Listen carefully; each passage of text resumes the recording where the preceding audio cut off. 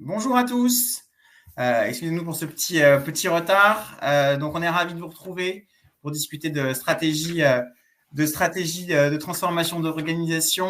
On va se présenter rapidement et puis passer rapidement au contenu. Donc, je suis Jean-Laurent Rilly.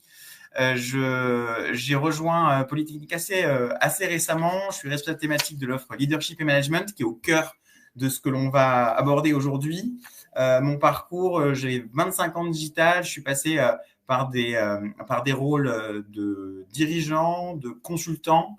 J'ai travaillé des problématiques d'innovation, de transformation.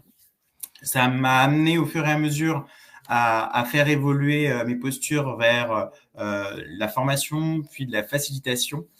Et je suis ravi de pouvoir partager avec Fabien. Vous allez le voir, c'est aussi l'occasion pour nous de confronter justement moi un parcours très très business, Fabien et puis énormément de membres de l'école, des parcours plus académiques et de chercher à vous faire toucher du doigt l'intérêt de la confrontation entre les deux. Fabien, c'est à toi. Merci Jean-Laurent, bonjour à tous. Désolé pour ce petit retard. Effectivement, j'ai un parcours un peu plus académique, mais ceci dit, j'ai commencé par une aventure entrepreneuriale dans la musique baroque, à l'époque où se lançaient beaucoup de labels indépendants, avant de rejoindre le monde du conseil en stratégie et management, où j'ai travaillé d'ailleurs parfois avec Jean-Laurent sur des problématiques de transformation et d'innovation, avant de rejoindre après la modernisation de l'État, où j'ai pu être confronté à d'autres types de transformations de grande bureaucratie. Et c'est là aussi que j'ai commencé à m'intéresser justement en tant que chercheur davantage à ce que les transformations, l'innovation faisaient aux bureaucraties traditionnelles, et donc à travailler un petit peu plus théoriquement, mais en lien toujours avec une pratique et du concret, cette dimension cette dimension de la transformation des organisations, des forces qui la sous-tendent. Et du coup, c'est un petit peu aussi en chercheur que j'aime bien, que j'aime bien travailler ce type de questions, en sachant qu'un chercheur, ça commence toujours par reformuler la question ou voire par poser d'autres questions. On démarre comme ça. On y va justement sur les questions. Donc, quelle est notre question du jour? De quoi est-il question? C'est vraiment la première question à se poser, c'est de quoi est-il question quand on parle de sortir de la boîte, quand on parle d'outils, quand on parle d'outils de la transformation. En fait, il est question d'une chose assez simple, il est question de la performance dans les organisations. La performance dans les organisations. Est-ce qu'il y a un historique de la performance de l'organisation? En fait, il faut remonter à l'origine des organisations contemporaines. Alors pas aux origines d'il y a 1000 ans, mais aux origines proches, aux origines de la modernité. Et dans la modernité, et la grande organisation de la modernité, c'est l'organisation dite bureaucratique, que Max Weber, que vous voyez ici, a théorisé en 6 points. Donc c'est d'abord la spécialisation des tâches, une autorité hiérarchique, une sélection formelle, donc par le concours par exemple, le règne de la règle, c'est-à-dire qu'on n'est pas dans de l'interpersonnel, on est vraiment dans la règle et dans le respect de la règle, c'est la règle qui dirige.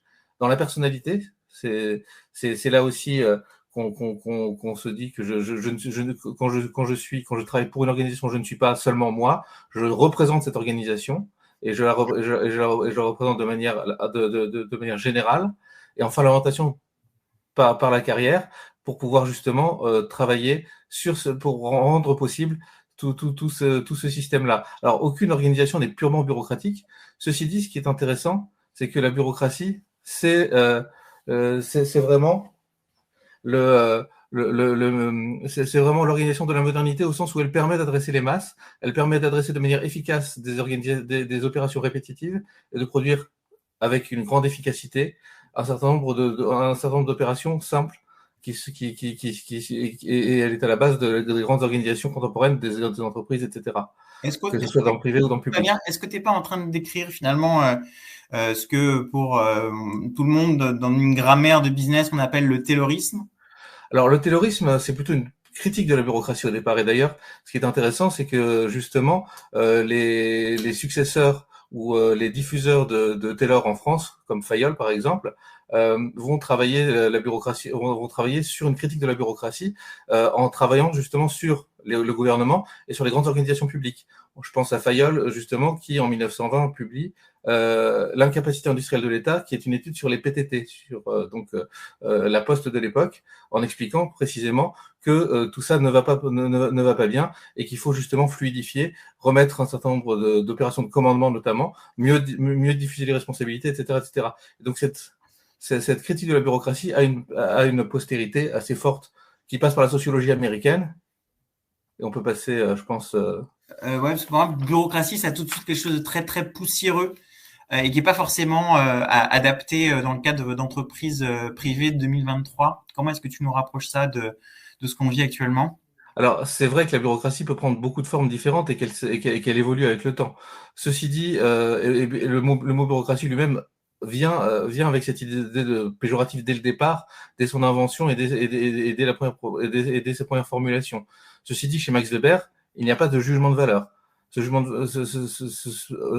qui est intéressant de voir aussi, c'est que les successeurs de Max Weber, notamment dans la sociologie américaine, dont s'inspire Michel Crozier que vous voyez ici, ont mis à l'épreuve dans la réalité justement les phénomènes de la bureaucratie, des gens comme Selznick, des gens comme Goulner, et ces gens-là ont été observés des bureaucraties pour voir comment ça se passait, pour voir que finalement il y a beaucoup de formes différentes dans la bureaucratie et qu'il y a beaucoup de pathologies et de manières de fonctionner différentes.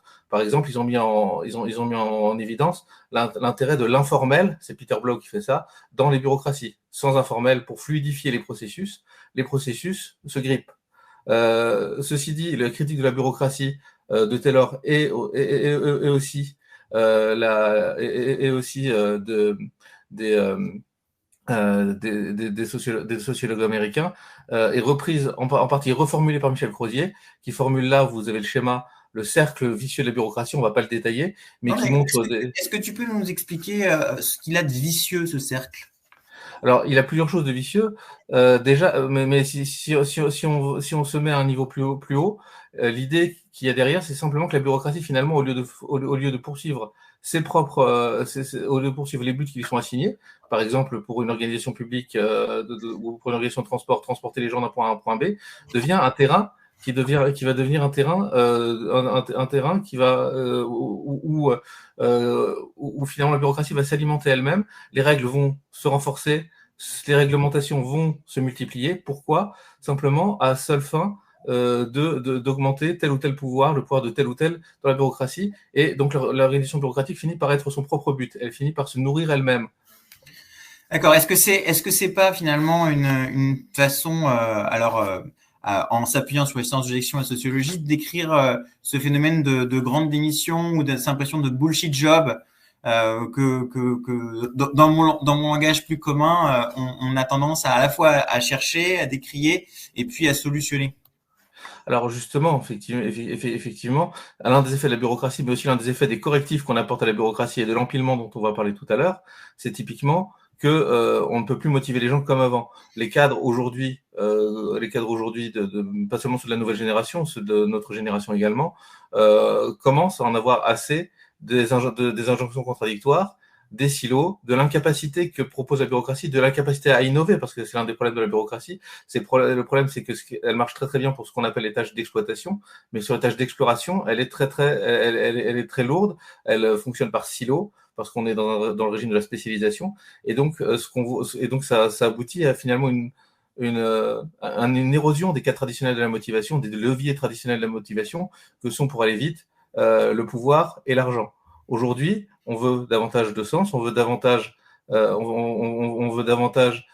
pouvoir travailler en conciliant sa vision éthique et son activité, et on veut pouvoir finalement faire œuvre dans son travail.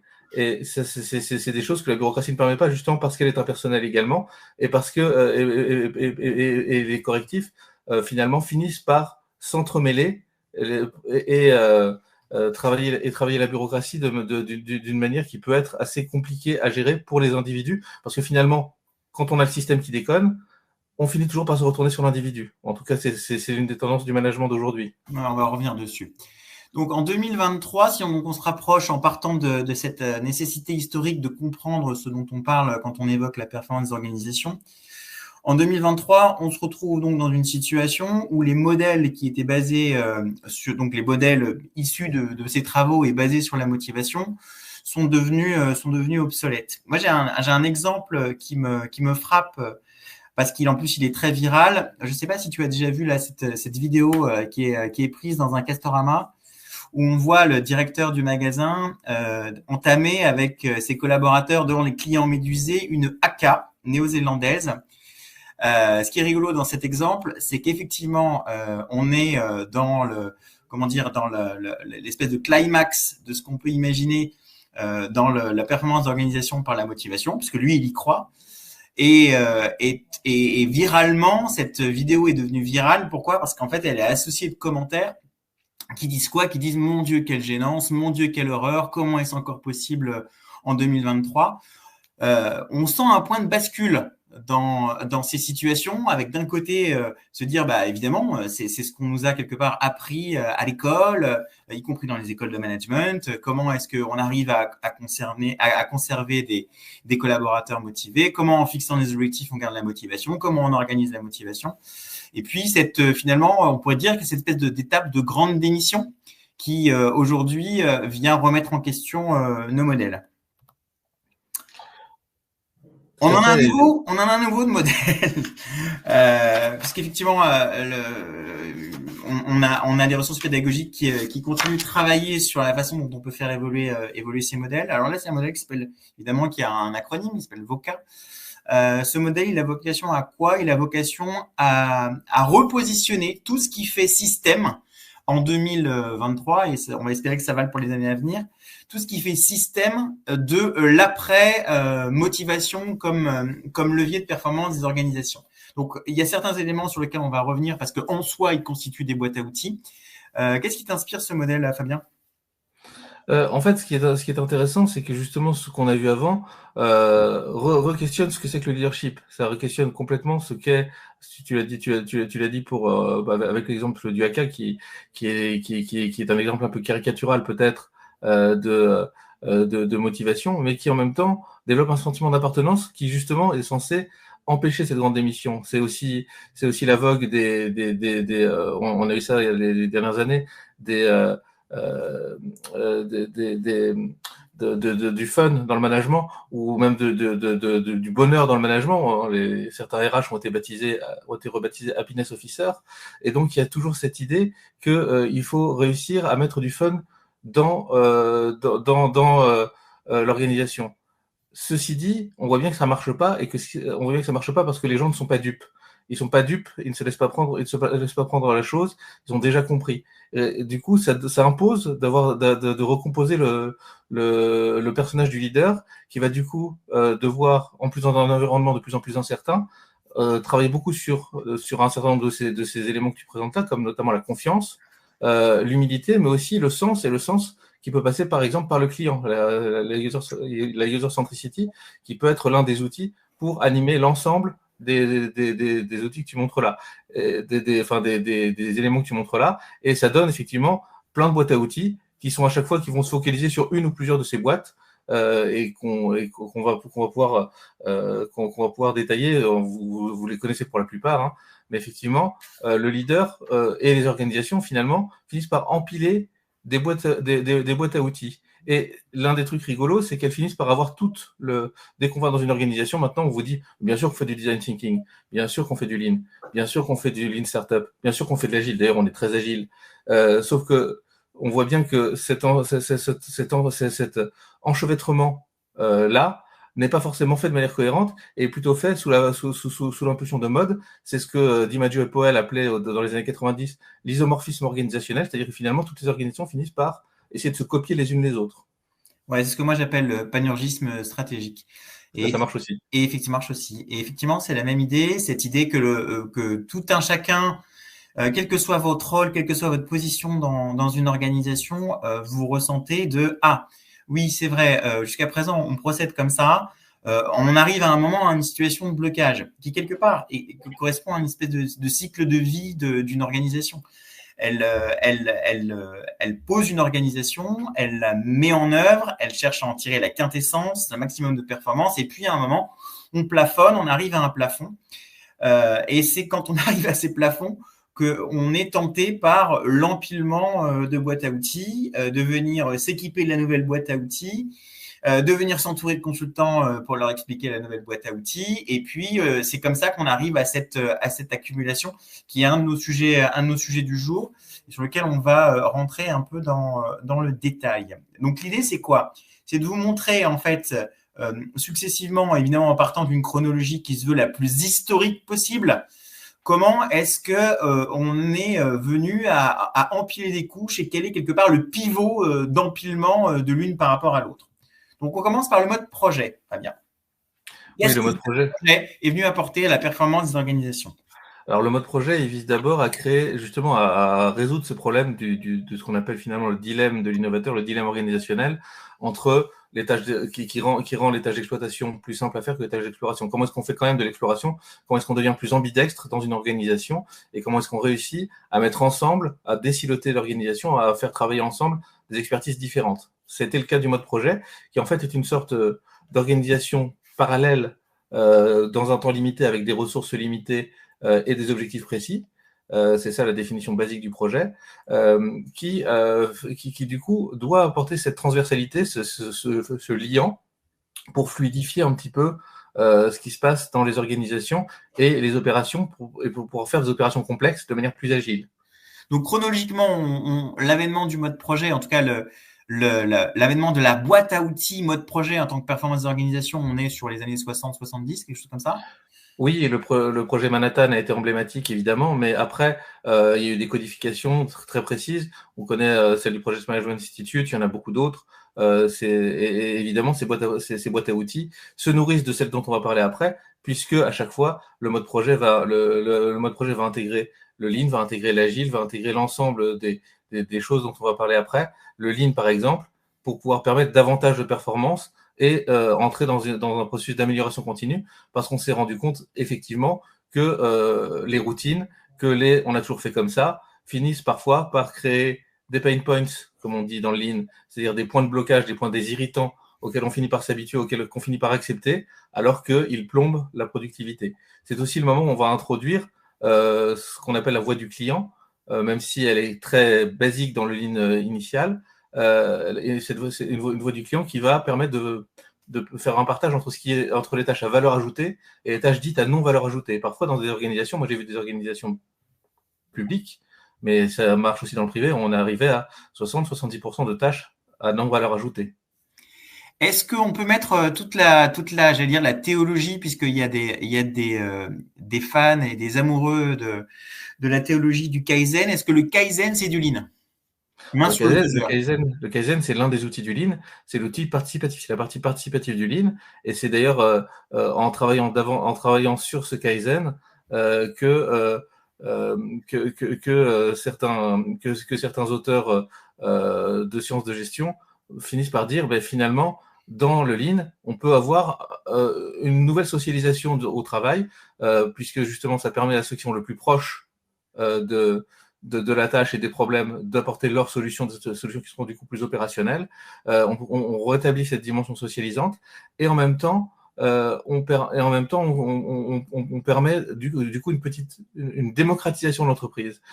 Après, il y a aussi la face sombre du Lean, qui est que qui est assez connu, qui consiste en fait à voir le Lean comme une manière très chiffrée, très travaillée par les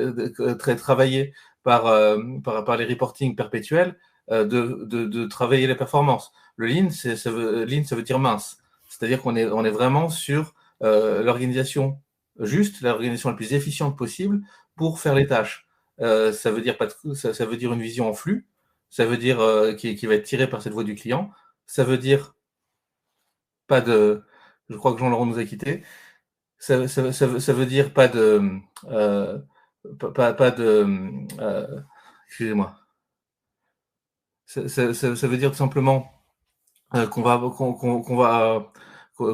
pas avoir, excusez-moi, j'essaye de voir si Jean-Laurent nous rejoint. Ça veut dire des choses très compliquées.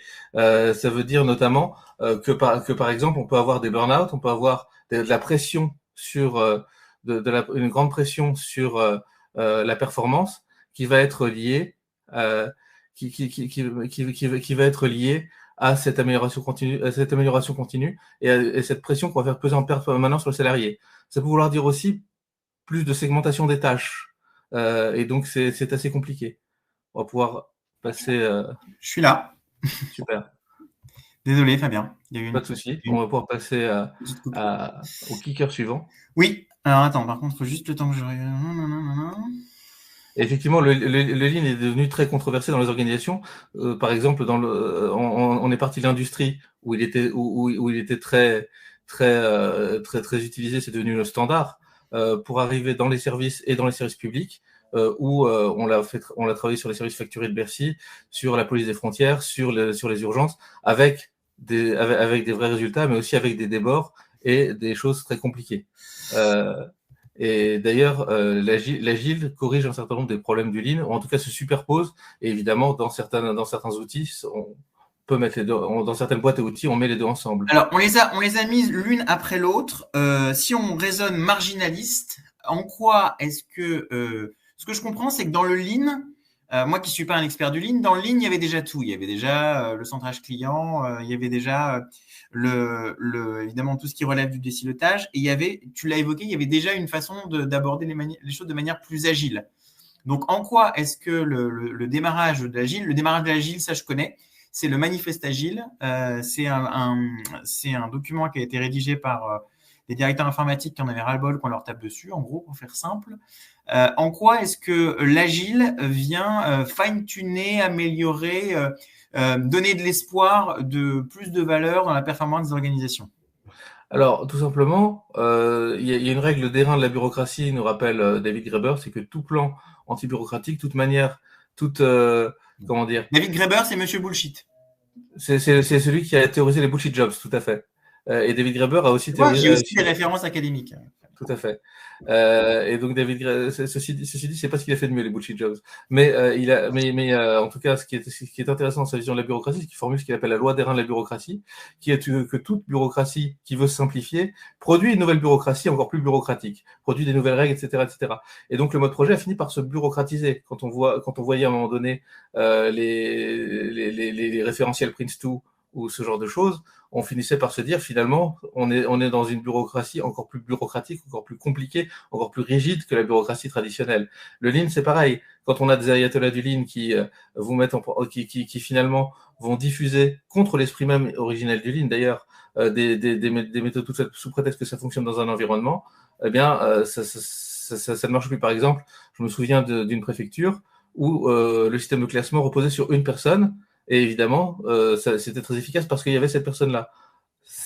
Le fait de transposer ce qui se passait dans cette préfecture ailleurs n'aurait pas fonctionné et d'ailleurs n'a pas fonctionné. Donc, je peux basculer au modèle d'après ? Ouais, bien sûr. Ça marche. En fait, moi, je considère toujours que le modèle d'après, c'est, même si je sais que, là encore, théologiquement, puisqu'il y a énormément de théologie autour des deux approches, après l'approche agile, l'approche design thinking, elles ont une gémellité, les deux approches. Pourquoi ? Parce que l'agile a été imaginé par des directeurs informatiques, le design thinking a été imaginé par des designers, mais si ils devaient approcher une comparaison très proche des motivations qui ont été les leurs et puis des boîtes à outils et des sujets qu'ils adressent, ils se rendraient compte les uns les autres que finalement il y a énormément de points communs dans les deux. Évidemment, on associe le design thinking à la pensée client. La pensée client, elle existe avant et après le design thinking. Comment est-ce que toi, tu positionnes cette boîte à outils-là dans l'empilement par rapport aux trois premières, Fabien ? En fait, c'est une autre vision des choses et elles finissent par se rejoindre, comme tu dis. Hein. Aujourd'hui, dans l'agile, il y a des designers UX qui utilisent des méthodes de design thinking, etc., etc. Donc, finalement, on est dans deux méthodes qui apparaissent à peu près au même moment et qui vont essayer de travailler à partir de ce qui vaut du client. La vraie différence, c'est la manière dont la vraie différence au départ, c'est la manière dont on va récolter l'information sur le client. Dans l'agile, on propose un prototype qui va en bêta version et on va recueillir des retours clients qui vont permettre une amélioration continue. Dans le design thinking, on est plutôt on a une vraie phase d'exploration auparavant, qui peut permettre justement de recueillir un certain nombre d'informations qui ont précédé. Et on est davantage une méthode d'innovation, en fait. Le design thinking, c'est une réponse d'abord à la question comment innover dans une organisation, et ça permet de sortir de ce qu'on appelle les stage gates habituels et des processus d'innovation tels qu'ils sont structurés aujourd'hui dans beaucoup de grandes organisations qui sont eux-mêmes processés. Et finalement, finalement, les deux répondent à une bureaucratisation du processus d'origine, le processus de constitution d'outils informatiques avec les cahiers des charges, etc. sur l'agile, et la processisation, si j'ose dire, la mise en process du processus d'innovation. Pour moi, le design thinking, par rapport à notre sujet du jour, il intervient à deux niveaux. Il intervient dans le niveau de comment est-ce que aujourd'hui je demande à mes équipes de concevoir un produit ou un service, et dans quelle mesure est-ce que je leur dis fais-le avec la boîte à outils design thinking, parce que soit ce qu'on a fait jusqu'à présent n'a pas forcément fonctionné, soit parce que effectivement on se dit tiens, il y a une opportunité. Et finalement, l'empilement, il provient beaucoup de ça aussi, cette espèce de dire tiens, il y a une opportunité de faire différemment. On ne sait pas bien où on va. Je pense que c'est arrivé, Fabien, aussi à plusieurs reprises. On dit ok, on va essayer le design thinking. On va essayer le design thinking. Avec cette idée de se dire que finalement on ne sait pas bien où on va atterrir, mais que en réaction à tout ce que l'on a comme blocage, tout ce qu'on a essayé, il ne fonctionne pas, on va essayer le design thinking. Donc il y a cette idée-là du design thinking dédié à la production de produits et services. Et puis il y a le design thinking au niveau de l'organisation. Et finalement, on le reverra tout à l'heure aussi avec l'agile. Ces boîtes à outils qui ont vocation à produire des projets, des services, des produits, elles se montent à l'échelle, et on se pose la question dans des logiques de stratégie d'organisation, comment est-ce qu'on peut les monter à l'échelle d'une organisation? Moi, j'ai mené un projet de ce type-là où le sujet du design thinking n'était pas la production d'un produit ou un service, mais la production d'une organisation. C'est extrêmement intéressant et utile, et je trouve que ça donne des résultats significatifs.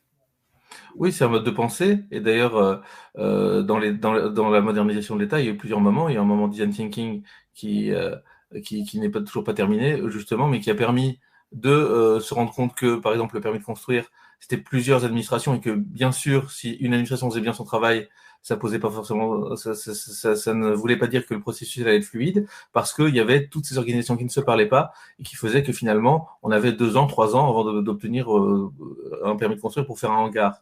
L'agile, de la même manière, qui est arrivé un petit peu après, même si c'est très peu après, dans les administrations, a permis de faire ce qu'on appelle encore les startups d'État, qui, à partir des données publiques, permettent de produire des solutions, des produits qui sont assez intéressants et qui permettent de résoudre des problèmes qui semblaient très complexes avant et qui finalement sont pas si compliqués à résoudre quand on a quelques données et quand on se met simplement sur cet objectif-là. L'item 5, c'est l'item intelligence collective. On aurait pu le mettre plus haut dans l'empilement, puisqu'effectivement, le sujet, la perception d'intelligence collective, elle est déjà, même si elle est plus embryonnaire dans le mode projet. Ça vaut le coup de l'isoler. Pourquoi? Parce qu'effectivement, on peut tirer de la performance d'organisation en s'appuyant en centre de gravité sur l'intelligence collective. Moi, je l'ai testé à nombreuses reprises. Je suis un enfant de Capgemini. Quand j'ai démarré ma carrière chez Capgemini dans les années 2000, Capgemini avait monté sur pied un dispositif qui s'appelle l'ASE, qui existe toujours. Cette idée, c'était quoi? C'était d'avoir une immense salle qu'on pouvait compartimenter, qu'on pouvait logistiquement revoir tous les jours, avec cette idée de regrouper en un seul point, en une seule journée, l'ensemble des parties prenantes d'un sujet. D'ailleurs, à l'époque, on n'utilisait pas le mot partie prenante, avec cette idée de sortir une solution. Donc, c'était très solutionniste. C'est on va vous mettre tous ensemble puisque vous avez un problème et vous aboutirez à la fin de la journée à une solution. Il y a un petit côté Castorama AK, mais dans tous les cas, on était bien dans cette mise en situation du potentiel et de la puissance de l'intelligence collective. Tout à fait. Et d'ailleurs, dans les administrations, l'intelligence collective date de bien avant, et pas que dans les administrations. Je me souviens qu'on parlait de cercle de qualité dans les années 80. Je ne travaillais pas encore, mais C'était le grand mantra de l'époque dans la modernisation de l'État. Et c'est des choses qui existent encore aujourd'hui sous d'autres avatars. L'intelligence collective, effectivement, permet aussi de revenir à l'humain, parce que de revenir à l'humain dans les process, et donc propose une autre boîte à outils, en sachant que précisément le sujet après, une fois qu'on a parlé du collectif, parce que toutes ces méthodes-là reposent sur des collectifs, c'est de savoir comment on va remettre au centre l'individu, puisqu'on se rend compte aussi que la motivation, ça ne passe pas que par les collectifs, et que ça passe aussi par la manière dont l'individu va pouvoir inscrire son action dans une organisation. Voilà, donc effectivement, c'est notre dernière boîte à outils, la boîte à outils du développement personnel. Là encore, comme toujours, c'est la façon dont on l'approche ici chez Polytechnique. L'idée n'est pas de se dire que c'est si c'est bien ou si c'est pas bien, mais de se dire que ça existe, de comprendre comment ça existe et de comprendre quel est finalement le périmètre d'usage et dans quel contexte ça fonctionne. On a quelques exemples après derrière. Je pense que ce qui est effectivement, pour terminer cet empilement, c'est quand même de souligner que cette rebascule du collectif à l'individu, qui là encore, chronologiquement parlant, on va plutôt trouver les fondamentaux et les premiers éléments théoriques et académiques dans les années 60 et 70 de cette approche.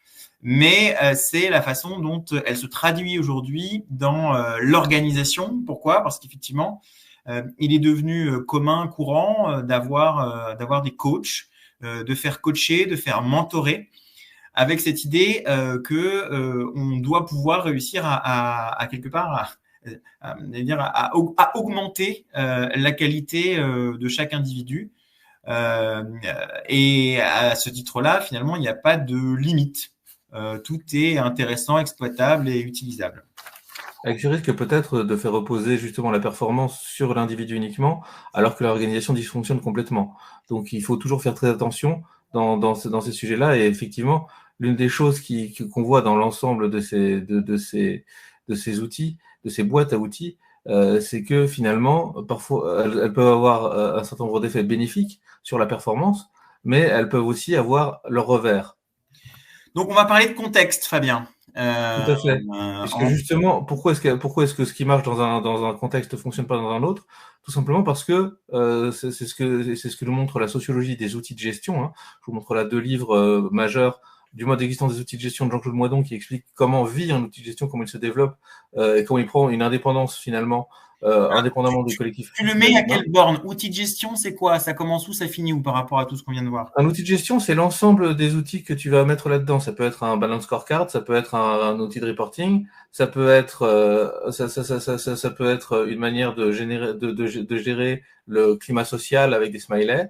Tout ça, ce sont des outils de gestion. Ce sont des outils qui servent justement, qui sont mis en place pour générer la performance collective et individuelle. Et tous ces outils de gestion forment ces boîtes à outils hétérogènes dont parfois on va prendre un outil. Parfois, tu as cité le Kaizen, parfois on utilise le Kaizen indépendamment du cadre général du Lean, etc. etc. Et ce que nous montre la sociologie des outils de gestion, avec F. Capello et Patrick Gilbert notamment, mais pas que, c'est précisément que c'est précisément que non seulement ils ont une existence propre et une influence en tant que telle, comme le dit Jean-Claude Moidon, mais également ils s'inscrivent dans un environnement social. Et typiquement, si vous utilisez par exemple un outil connu qui est le Net Promoter Score, si vous vous souvenez, c'est quand vous allez chez le concessionnaire, on vous demande si ça s'est bien passé, si vous recommanderiez à un ami ou à quelqu'un cette expérience. Le Net Promoter Score, quand des cabinets de conseil ont essayé de le mettre dans les services publics de manière un petit peu indéterminée, c'est-à-dire sans l'adapter, ça s'est pas bien passé. Est-ce que vous avez aimé aller à la préfecture chercher votre carte grise, même si maintenant je sais que ce n'est plus obligatoire, ce n'est plus comme ça qu'on fait en tout cas, je ne sais pas si vous avez vraiment envie de recommander cette expérience d'une manière générale. Est-ce que vous êtes content de votre expérience avec le service des impôts? C'était efficace, mais est-ce que vous recommanderiez le service des impôts à un ami? Je ne suis pas sûr. Donc cette sociologie, elle nous apprend à comprendre pourquoi ça ne fonctionne pas, c'est ça? Pourquoi parfois ça fonctionne, pourquoi parfois ça ne fonctionne pas. Elle nous montre comment un outil de gestion va avoir un effet dans certains milieux et pas dans d'autres. pourquoi ça va marcher parfois, pourquoi ça ne va pas marcher. Pourquoi également l'implantation d'un outil de gestion va pas fonctionner et être transformatif pour l'organisation, et pourquoi parfois ça va simplement être approprié, bouffé par l'organisation, qui va, par exemple, prendre du design thinking et le rebureaucratiser en faisant des livres de processus, des livres de procédures, qui sont à suivre comme une recette de cuisine, et qui, finalement, fonctionnent de manière mécanique. Ça peut marcher un petit peu, mais ça ne fait pas performance durable. Alors, si j'essaie d'appliquer ce que tu es en train de nous expliquer sur ce passage à l'échelle de la boîte à outils agile vers l'agile mindset. C'est un cas intéressant parce qu'effectivement, la boîte à outils agile qui se développe, on l'a dit, depuis 30-40 ans, aujourd'hui, finalement, elle a plus vocation à ne pas seulement être appliquée intégralement, mais à générer cette espèce d'état d'esprit agile qui, quelque part, deviendrait plus intéressant et plus utile à la performance des organisations que la boîte à outils. Est-ce que c'est l'application de ce que tu nous évoquais avant ? Alors oui, après les outils ont leur utilité dans ce cadre-là, hein. C'est-à-dire qu'il faut pas jeter les outils avec l'agile mindset. Il faut simplement se dire que les outils sans l'agile mindset, c'est un petit peu des outils sans âme. C'est-à-dire que on va être dans quelque chose de purement instrumental. Et on sait bien que c'est pas ça l'intérêt. Si vous ne savez pas utiliser un tournevis ou un marteau, vous allez pouvoir vous débrouiller à peu près, mais vous allez moins bien le faire que si vous êtes habitué si vous êtes habitué à l'usage des outils. Ce que je veux dire par là, c'est que l'agile mindset, c'est quelque chose qui finalement permet d'avoir une agilité mentale, parce que ça vous permet justement dans un environnement certain de ne pas rester sur les règles, sur les règles établies, de les repenser, de repenser aussi mes objectifs par rapport à la situation. Et on sait bien que aujourd'hui les événements inattendus, on peut parler du Covid, c'est l'un des plus marquants, mais les guerres aussi ont des impacts sur les chaînes de valeur, sur les organisations, sur les chiffres d'affaires et sur les modèles d'affaires, et que donc il faut savoir les anticiper et réagir. En tout cas, vous ne pouvez pas agir aujourd'hui comme vous agissiez hier, tout simplement parce qu'il y a eu cet événement-là. Et donc, ça veut dire savoir remettre en cause au fur et à mesure ce qu'on fait. C'est revenir au sens de ce qu'on fait et pas à la procédure ou à l'outil. L'outil n'est justement là que pour armer cette démarche-là. C'est un mot à la mode, hein. Tu veux réarmer les outils. C'est pas volontaire, désolé. Moi, ce que je vois effectivement, c'est qu'on vient de basculer d'une problématique d'outils à une problématique de posture. C'est marrant, c'est là où on voulait entre autres arriver, grâce à ce bridge de l'agile mindset. Donc la posture, c'est quoi ? La posture, c'est des choses auxquelles vous avez été exposés, parce que tout le monde est exposé à cette question de tu es qui, comment est-ce que tu te positionnes, comment est-ce que tu travailles avec les autres. Il y a énormément d'outillage. C'est marrant, hein, parce que justement, on parle d'outillage de posture, notamment celui de gauche, le disque. Est-ce que tu es rouge? Est-ce que tu es bleu? Est-ce que tu es vert? Toi, t'es quelle couleur? Jean-Laurent, tu es rouge ou tu es vert? Moi, je suis rouge et jaune. Fabien, je serai donc orange, par vocation de provocation à ne rentrer dans aucune case. Et toi? Moi, je suis dans une case, je suis très rouge. Tu es très rouge, voilà. Tu es donc très dominant. Est-ce que tu m'autorises d'aller un peu plus vite dans ta dominance? À droite, on a repris les 16 cases du MBTI que Fabien a pimpé en les mettant dans le contexte du Seigneur des Anneaux. Moi, je n'y comprends rien, mais je connais le sens du MBTI.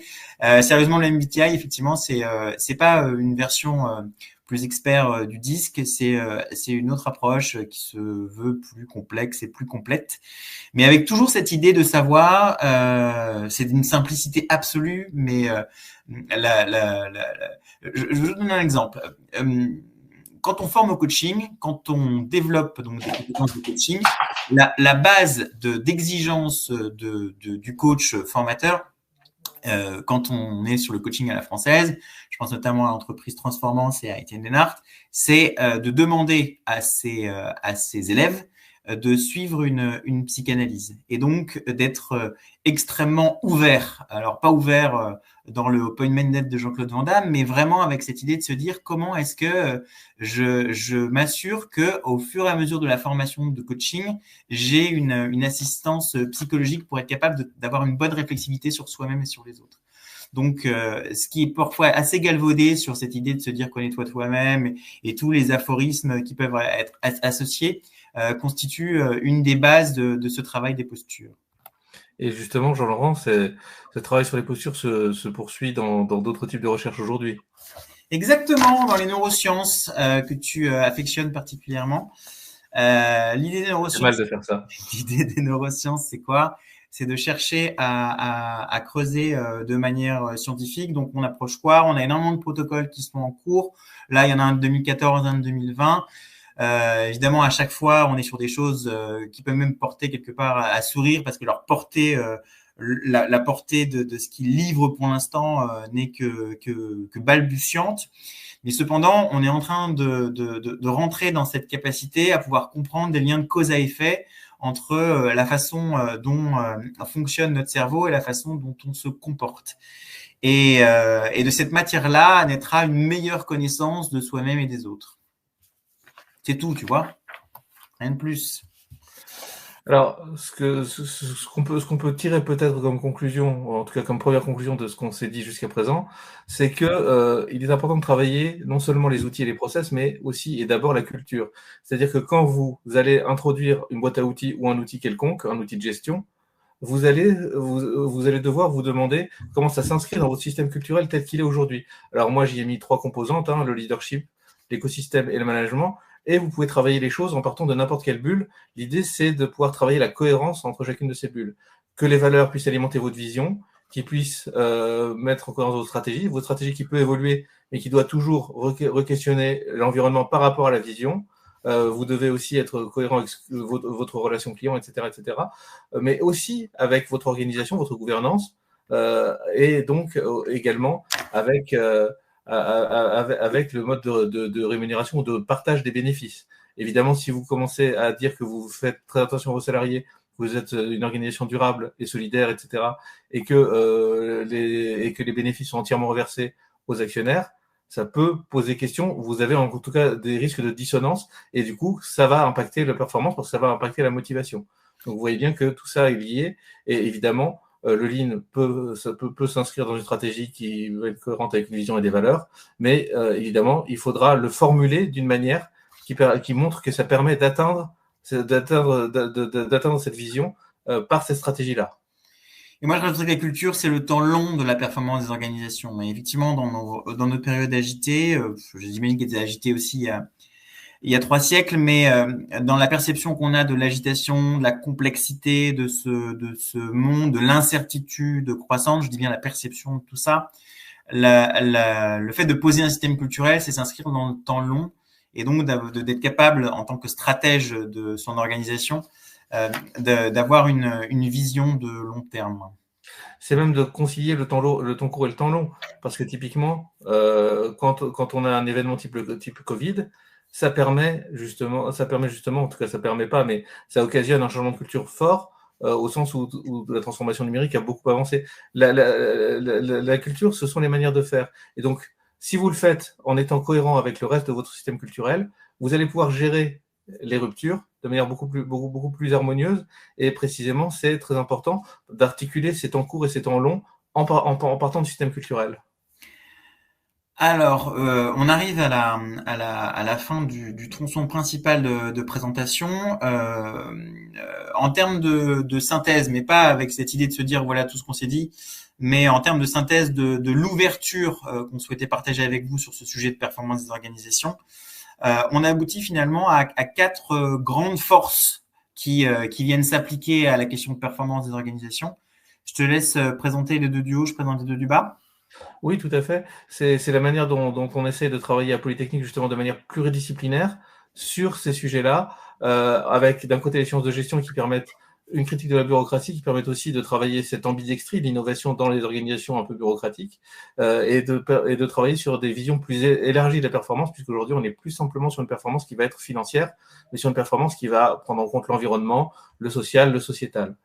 Et aussi les sciences sociales qui ont une portée critique extrêmement forte, et qui vont permettre justement de travailler de manière critique sur les organisations, de voir quels sont leurs effets délétères éventuellement de ces boîtes à outils, et aussi de voir quand, par exemple, elles vont aider à créer un collectif et participer à cette création du collectif dans les organisations. Et puis on a la technologie. Maintenant, c'est quelque chose d'assez connu, mais c'est pas parce que le phénomène est connu que pour le coup, il livre pas de nouveaux fruits.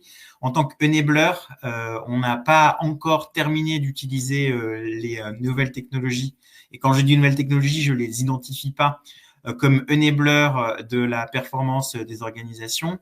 Et le quatrième pan, cette espèce je veux dire, de knowledge base et puis de capacité de notre cerveau à re-questionner, à être capable de faire de la réflexivité. La réflexivité, c'est cette idée qu'on est capable d'avoir un avis critique sur ce que l'on a fait, donc d'en tirer des conséquences, pas seulement dans une logique d'amélioration continue, mais être capable de pouvoir considérer qu'à un moment ou un autre, on casse la linéarité des choses. Moi, il y a une chose qui m'a toujours beaucoup énervé dans mes rôles de dirigeant, et notamment quand on est dans des comex et des codires, c'est quand on commence à m'exposer la nécessité de prendre une décision par rapport à la cohérence.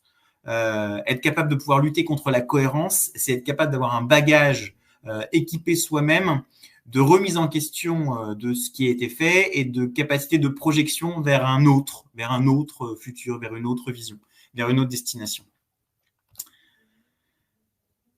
On passe à ce que la façon dont nous on le propose, on le structure. Alors on peut faire l'opposition qui est attendue entre hard skills et soft skills. Donc effectivement, nous chez Polytechnique, on a quatre grands sujets de formation continue. On a les deux grands sujets de gauche qui sont très attendus, qui sont la technologie numérique et l'ingénierie et sciences. L'intérêt de la présentation d'aujourd'hui, c'est de vous avoir fait toucher du doigt le fait que on mélange ces compétences hard skills avec le travail qu'on peut faire sur les soft skills.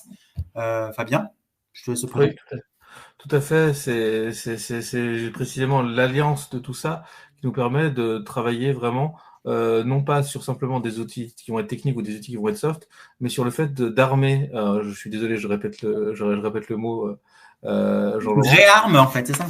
De réarmer Ouais. le manager et le dirigeant. Et c'est aussi pour ça, peut-être qu'on peut aller déjà sur le slide suivant.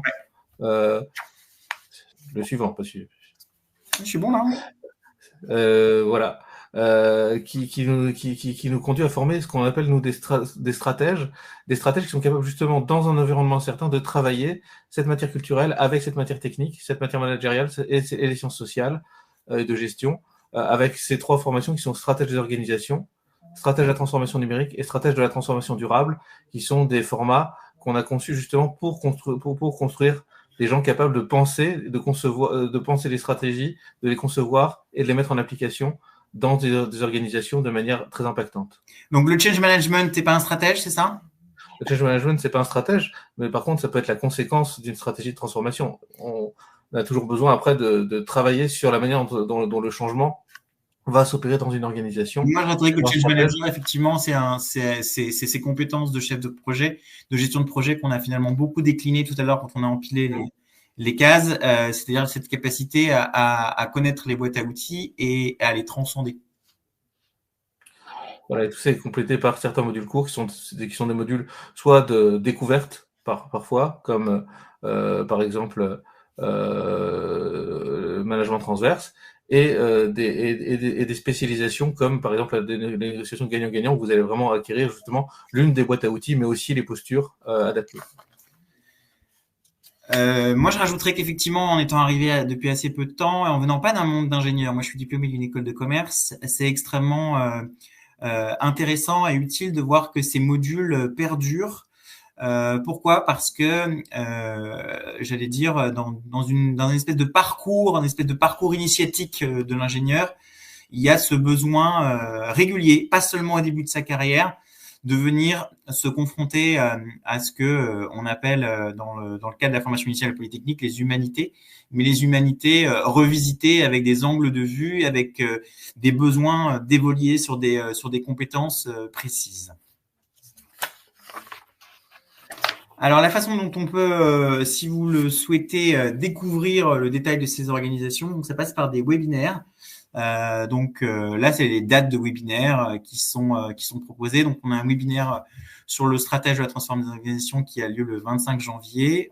Je pense que vous allez avoir des liens qui vont être proposés dans le cadre du chatbot pour que vous puissiez découvrir. Et puis, on sera ravis de vous accueillir pour participer à ces webinaires qui sont le focus beaucoup moins large, avec une focale beaucoup moins large, mais beaucoup plus ciblée de ce que l'on vient de vous présenter, mais avec les mêmes fondements de conviction académique et réflexive.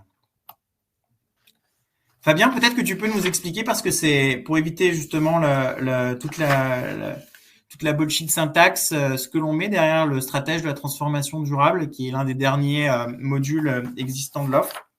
Oui, on sait que la durabilité, c'est un impératif parce que c'est un impératif social, mais aussi un impératif légal dorénavant pour les organisations. On doit faire des reportings RSE de plus en plus serrés. La CSRD arrive, etc., etc. Et on a souhaité nous se positionner comme école justement d'ingénieurs qui a des centres de recherche interdisciplinaires sur les questions, notamment de climat et de changement, mais aussi d'intelligence artificielle et de technologie, de travailler sur la transformation durable et les leviers spécifiques à la transformation durable, c'est-à-dire la manière dont on va intégrer la durabilité dans une organisation avec des skills qui vont être des skills complètement comment dire, transversaux, mais aussi des compétences qui vont être des compétences plus techniques, plus orientées sur la durabilité elle-même. On en a terminé de cette présentation. Est-ce que vous avez des questions qui nous donneraient l'occasion de compléter le propos? Alors, j'imagine que les questions, si elles arrivent, elles doivent arriver par le chat. Alors, je ne vois pas de questions dans le chat pour l'instant, sauf erreur de ma part.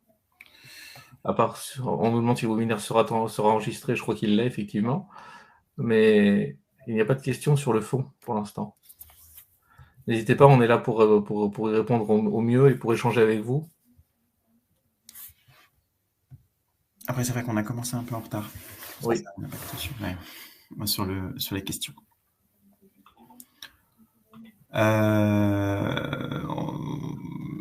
On a un sondage qui a dû s'afficher, effectivement. Oui. Alors, tu vois, c'est ma limite technologique. Je vérifie savoir si le sondage.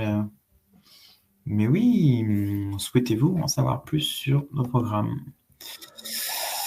La réponse est forcément oui. Et on a un commentaire, tout est clair, merci beaucoup, mais du coup, toujours pas de questions. C'est déjà pas mal. C'est pas mal. Ok.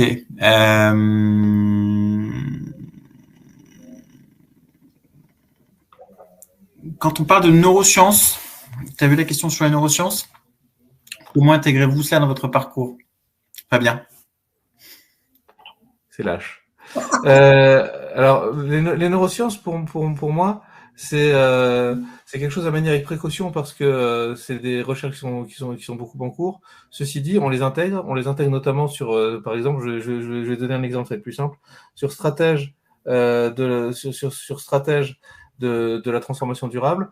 On a un moment avec Cécile Chamaret qui est spécialiste de neurosciences appliquées au marketing et notamment elle nous aide, elle aide les participants à voir comment on peut travailler sur les biais cognitifs, c'est-à-dire pour susciter des comportements durables. Typiquement, comment est-ce qu'on va faire en sorte que les gens puissent, de manière plus systématique, fermer la lumière quand ils partent d'une salle? Comment est-ce qu'on va faire en sorte que un certain nombre de comportements deviennent automatiques? Comment est-ce qu'on va faire en sorte que finalement les routines changent au quotidien?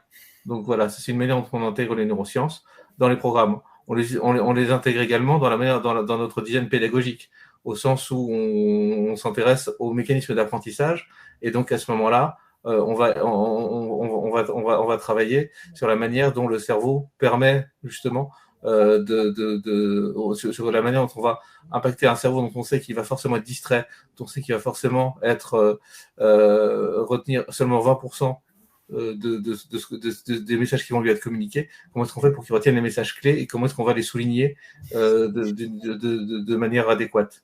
Jean-Laurent, peut-être que toi aussi, tu as des... Oui, dans nos rôles d'ingénierie de formation qu'on a tous les deux, avec des équipes qui sont, évidemment, c'est le sens de nous d'être des chefs d'orchestre avec des équipes qui sont très expertes de certains sujets. On a vocation à trouver soit des ressources académiques qui sont suffisamment matures dans leur recherche pour être capables de la transmettre. Et c'est une autre façon d'exprimer ce que tu évoquais sur la difficulté de le faire. Soit des intervenants. Je pense que tu peux parler d'Albert.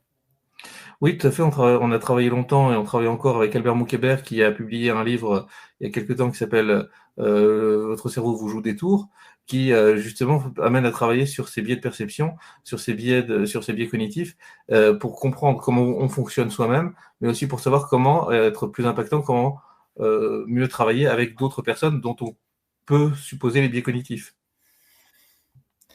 On a deux autres questions, Jean-Laurent. Oui, je vois sur Une qui l'empowerment est digital.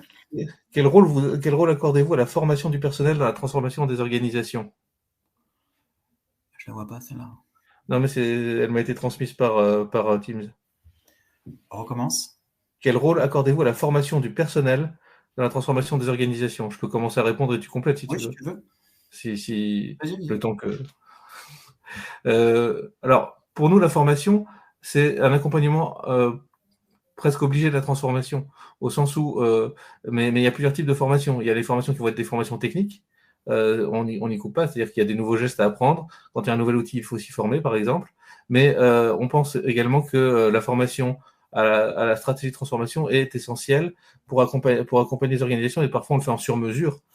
Directement pour travailler avec une entreprise sur ses problématiques, sur ses projets de transformation.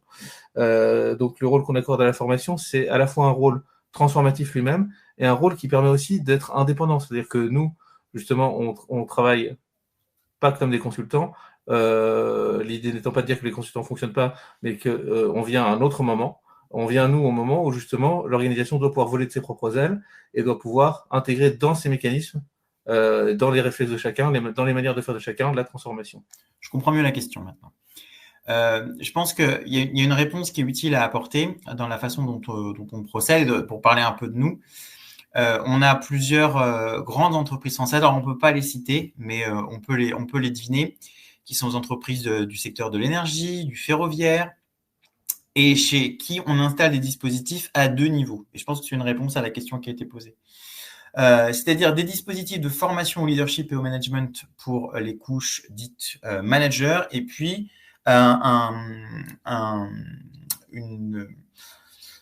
logique de complétude académique sur des populations de leadership. Et donc, en fait, d'essayer de construire des programmes qui ont vocation à alimenter les deux niveaux de l'organisation, avec cette finalité, évidemment, pour celui qui l'ingénieur et qui l'achète, d'être capable d'imaginer comment est-ce que ça tire l'ensemble de l'organisation vers évidemment une meilleure performance globale. Ça, c'est quelque chose que l'on ne fait pas une fois, qu'on fait dans de nombreuses organisations et sur un temps long, qui nous permet d'avoir un retour assez pertinent quand on doit le refaire et le reproduire chez un nouveau client.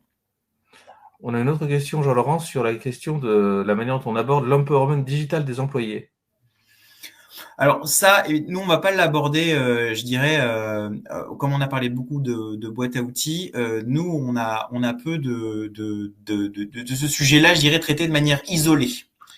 On va le considérer que on est dans la mise en place de rôle de leader ou de manager, avec cette dimension de stratégie des organisations, comme pour n'importe quelle autre problématique.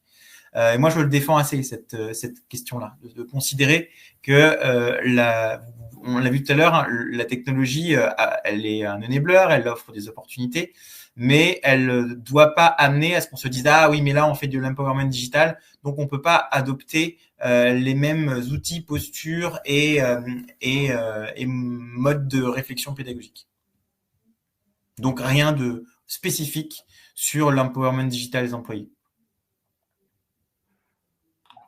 Je crois qu'on n'a pas d'autres questions pour le moment. On demeure à votre disposition si jamais d'autres questions vous venaient, et puis on espère pouvoir interagir avec vous sur les webinaires qu'a présenté Jean-Laurent tout à l'heure. Exactement, ce sera un grand plaisir. Cette formation continue, ce souci de formation continue, c'est une mission, c'est presque plus que c'est plus qu'un boulot pour nous, c'est une mission. Et effectivement, on l'a fait avec ce souci d'être d'abord avec le maximum d'humilité possible, puisque on a tendance à se le dire assez régulièrement entre nous, on traite de sujets sur lesquels tout le monde a un avis. Comme il peut en être de la composition de l'équipe de France de football ou de sujets de société. Tout le travail qu'on essaye de faire, c'est de rendre les choses de la manière la plus pragmatique pour être mise en œuvre et de la manière la plus scientifique pour réussir à lever tout ce qui pourrait devenir dogmatique et qui empêcherait la dynamique et la capacité de transformation. On s'arrête là? Je propose qu'on s'arrête là, effectivement. Merci à tous, en tout cas, c'était un plaisir pour nous. Un plaisir, à bientôt Fabien. À bientôt, Jean-Laurent.